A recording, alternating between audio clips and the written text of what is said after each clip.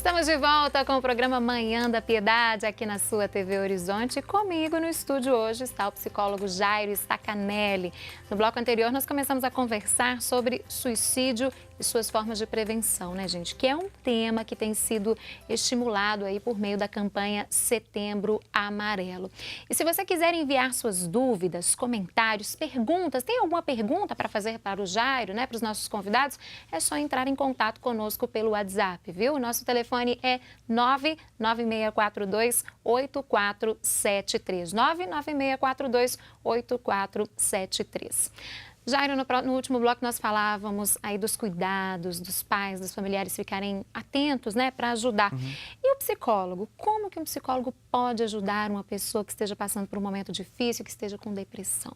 Pois é, Síria, a primeira coisa que a gente tem que falar quando falamos de tentativa de prevenção ao suicídio, de depressão, a gente tem que falar de um ímpeto que o sujeito precisa ter, um ímpeto básico que ele precisa ter de se curar. Eu havia comparado a doença em si e mencionado uma infecção. O sujeito está lá com as placas de pus na garganta e ele toma um antibiótico, mesmo que ele não queira, mesmo que ele queira se matar de placa na garganta. O antibiótico ele vai lutar contra aquelas bactérias e ele vai acabar ficando melhor.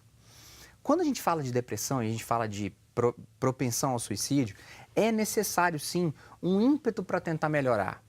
Síria, hoje eu não vou usar o Geraldo, nosso amigo da técnica, Hoje é um objeto de decoração. Hoje eu peguei aqui para tentar fazer uma comparação simples.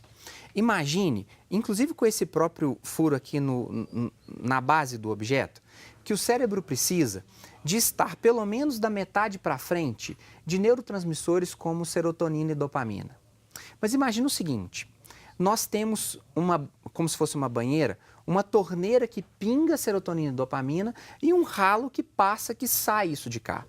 Se pinga pouca serotonina e dopamina e o ralo está muito grande, porque a vida não está com muito sentido, com base no que a gente conversou na última semana, a vida vai estar sempre com menos desses neurotransmissores. Então a sensação que você vai ter é sempre de um pleno desprazer, um pleno desgosto. Ou seja, existe uma bomba que carrega de serotonina e dopamina e uma saída do lado de cá.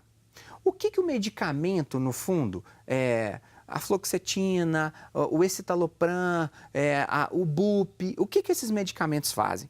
Eles atuam travando aqui esse ralo, para que, mesmo que pingue pouco, o sujeito ele consiga aumentar a quantidade de serotonina e dopamina no corpo dele. Só que aí que está o detalhe. O medicamento, ele não aumenta a vazão da entrada desses neurotransmissores. Ele simplesmente trava para que ele não saia e que o sujeito continue vindo para cá e tendo a tentativa da qualidade de vida. E aí é que existe o detalhe da propensão à cura, amigo telespectador da TV Horizonte. Porque se você usa, você está vendo que a sua torneira está um pouco entupida, mas você tem uns baldes ali no chão e choveu muito esses dias, está na hora de usar um pouco desses baldes, complete com outras coisas. Por exemplo, o sujeito que está sofrendo de depressão, ele pode completar esse balde da vida com atividade física regular. Ele pode completar esse balde da vida com atividade religiosa, com atividade de lazer, buscando sentido para a própria história. Conviver mais com outras pessoas, faz bem ouvir histórias diferentes, claro, né? Porque na medida em que eu frequento um grupo, por exemplo, que havia falado na última semana, um grupo dentro da própria igreja, ou um grupo que é montado numa associação comunitária, o grupo do hospital que previne a depressão. Portanto, na medida em que nós nos impelimos na busca da cura, a cura vem. Se você joga a perna esquerda, a perna direita vai junto. Essa é a necessidade que as pessoas precisam entender no trato da depressão, de pensarmos que é uma doença crônica, de difícil cura, onde uma vez tendo tido um surto, uma vez tendo tido uma crise grave, outras crises poderão acontecer, mas se o sujeito ele entende que é necessário, e é muito necessário, ele se cuidar de forma crônica, Síria, um diabético não tem na insulina o tratamento da doença diabetes. Um diabético precisa de mudar a alimentação, fazer atividade física. procurar o oftalmologista com frequência. Um sujeito que tem depressão, ele tem uma doença crônica. Ele precisa de cuidar dessa doença crônica como um hipertenso, como um sujeito que tem um problema cardíaco. Não adianta ele pensar que no domingo, no final de semana, ele vai dar um tiro de 300 metros na pelada lá do futebol, que ele vai ter um ataque. A mesma coisa acontece. Agora, é importante a gente pensar que existem alguns comportamentos que são determinantes, muitas vezes, para um anúncio desse suicídio. O sujeito tem muito apego a uma joia, a mulher tem muito apego a uma joia. A joia foi dada pela mãe, pela avó. Tem o valor sentimental o produto, isso, né? E ela começa a anunciar que vai dar isso para os outros. Ah, vou te dar isso aí. E aí você começa a perceber isso já é um assim, sinal que algo não vai bem. Uai, mas que coisa Por estranha. quê, né? A pessoa tem as contas muito bem regulares. E ela começa a largar para lá esses trens, sabe? Então você chega na casa dela, a casa está suja, uma casa que Mudança de antes comportamento. era... Exatamente.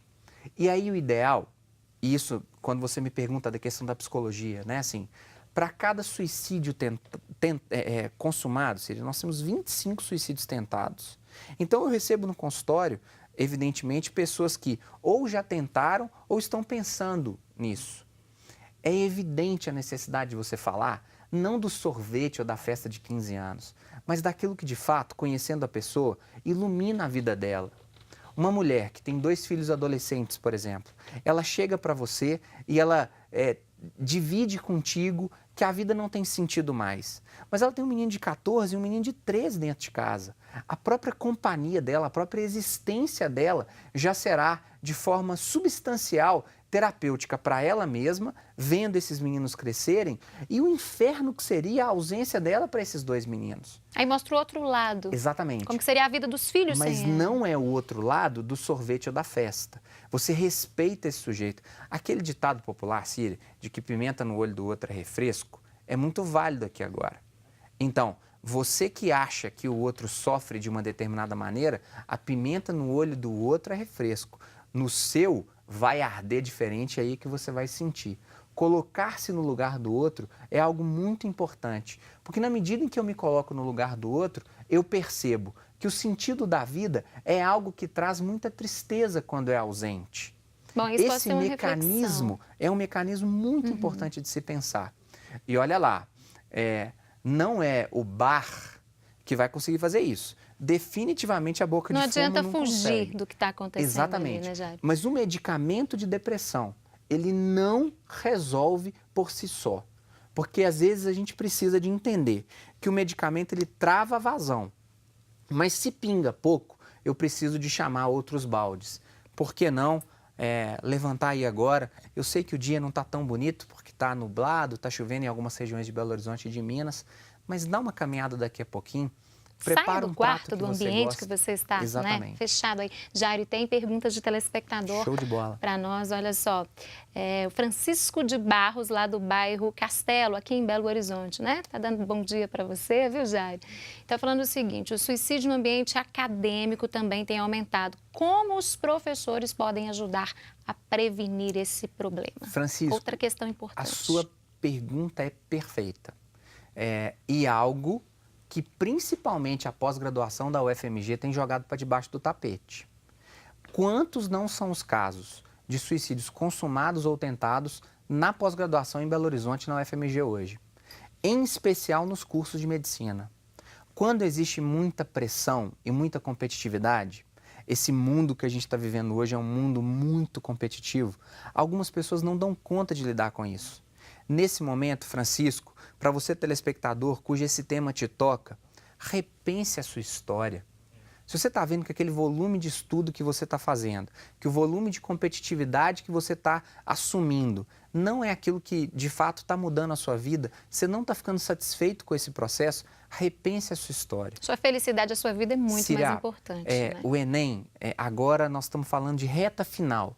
Então, os cursinhos, as escolas de 3º ano do ensino médio, em especial as escolas particulares, as famílias também, estão colocando carga total nos meninos. Agora é a hora da carga mesmo. Mas avalie-se. Amigo telespectador, você de 17 anos, você que não conseguiu o Enem depois do seu 3º ano e você está fazendo cursinho esse ano agora, avalie. Porque uma crise agora, ou de ansiedade ou de depressão, ou uma tentativa contra a própria vida, vai acabar com o seu rendimento nos 2 finais de semana de novembro em que acontece a prova do Enem. Agora, a gente tem que começar a repensar, sabe, Cília, que tipo de valor é esse que a sociedade está construindo? Será que a felicidade se dá apenas quando eu tenho competição, aquisição, ganho? É o que nós falamos no último programa, Exatamente. né? Será que é só quando eu Será compro? que a felicidade é Será isso? que é só quando eu consigo vencer? Amigo telespectador, a gente vai perder muito mais do que a gente vai ganhar. Definitivamente. E quanto mais a gente aprende a lidar com essas perdas, talvez melhor vai ser a felicidade. Entenda, a felicidade ela vem antes do sucesso. Não vem você querer encontrar o sucesso primeiro com muita disciplina e tudo mais e depois a felicidade. Tente ser feliz com disciplina do estudo. Agora repense a sua história se você não está dando conta desse volume. E ter fé sempre também, né, Jairo? Sempre. Jairo Stacanelli, mais uma vez, muito obrigada, viu, pela sua Obrigado, presença Cília. aqui no programa Manhã da Piedade. Semana que vem, com certeza, vamos abordar outro assunto também que tem a ver aí com o dia a dia do nosso telespectador. Show de bola. Bom dia para você. Olha só, então nós vamos para um rápido intervalo e no próximo bloco você vai ficar na companhia do Acir Antão e eu volto daqui a pouco.